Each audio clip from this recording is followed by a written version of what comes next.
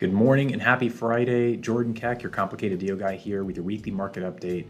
Kicking off interest rates moving up again from 6.56 all the way up to 6.66. Don't really love that number. All of it, of course, due to Iran and jobs reports. We'll get into that in a moment here, but first, looking at your weekly market tip here, your mortgage tip. Wanting to talk, I've had a few situations where this has come up, where somebody is looking at buying a property as an investment and being able to get financing for it. Now, 1 to 4 family, especially DSCR loans, are really great options. Often those interest rates are going to be lower than conventional, but if you've got 5+ units, a really good option at that point, because DSCR loan rates are going to be a bit higher, is to look at commercial financing.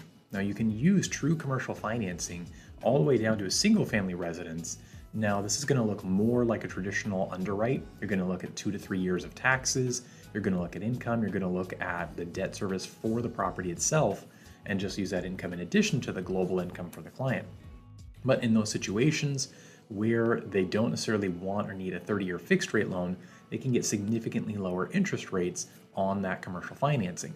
Part of the reason is because rather than a 30-year fixed, you're getting typically a 30-year amortization on a 5 or a 10-year loan term before it matures. There's a balloon payment and it has to be refinanced or paid off. But in exchange for that, can sometimes get anywhere from 1 to 2% lower on interest rates. So especially if it's a 5 to 10 unit property, DSCR is an option, can go with 30-year fixed, but if somebody's open to commercial, can get lower interest rates as a result. Next up, Israel and Lebanon agreed to a ceasefire Thursday morning, but even later that day, there were still reports of additional attacks. The reports of attacks occurred shortly after it was announced on Thursday morning, but we've seen a similar situation between the US and Iran with a ceasefire already in place. Markets are still modest reactions to these announcements, although nothing major will happen until there's an official agreement in place. So the markets are still looking at slight movements in positive or negative directions in the meantime, based on news headlines and proposals. Next, we've got serious delinquencies on consumer debts rising due to financial stress. As a result of many things, obviously we've seen savings rates since COVID decrease quite a bit. We're seeing costs going up with inflation. We're seeing incomes remaining stagnant. And we're seeing, of course, gas prices gone up quite a bit due to Iran. Serious delinquencies for credit report for credit cards, as a result, are up to 13.1% of all accounts, which is the highest since 2011.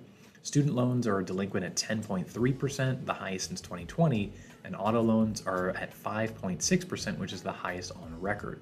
The personal savings rate hit 2.6%, which is also the lowest since 2008.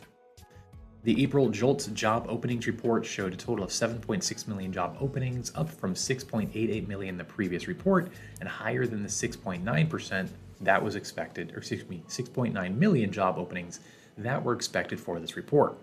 Within the report, the hiring rate fell from 3.5 to 3.2%, just off the lowest level since 2011, which was 3.1.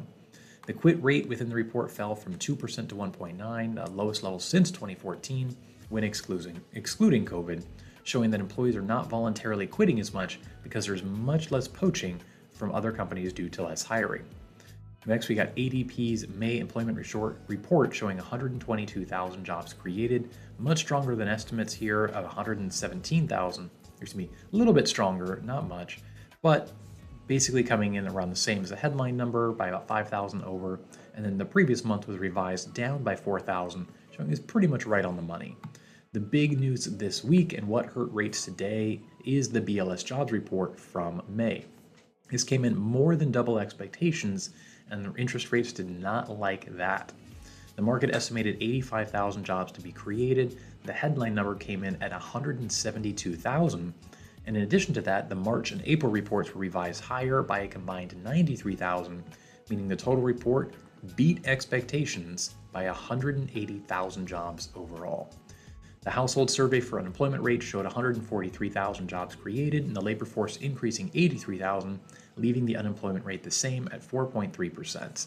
And as a result of such a strong move here, without much more information to go on for Iran, markets have moved higher as a result, and we're going to see interest rates continue to move a little higher until we get some more reprieve.